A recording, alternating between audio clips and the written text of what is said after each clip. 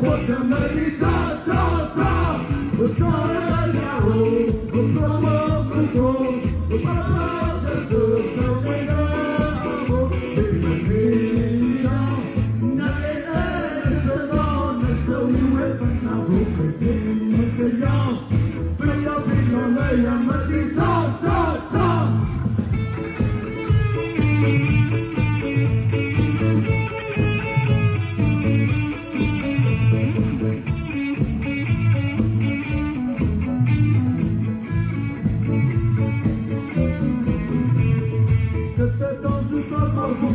Closer, come up away with me, not away in my head.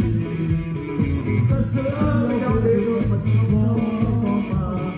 That's the one that I so long. The more who go for the money, talk, talk, talk.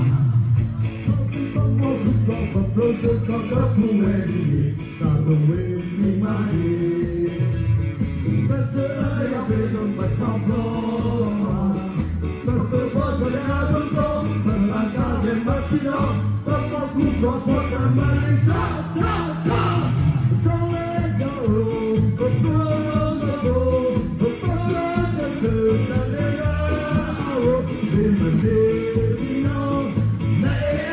it's a no, it's a win, and I don't make your head. Be up in your lay, and baby, talk, talk, talk.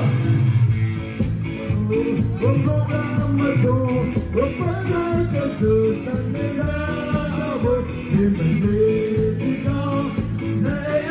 it's a no, it's a we wait and not go make it. The young, we are in the lay and many talk, talk, talk. I love you.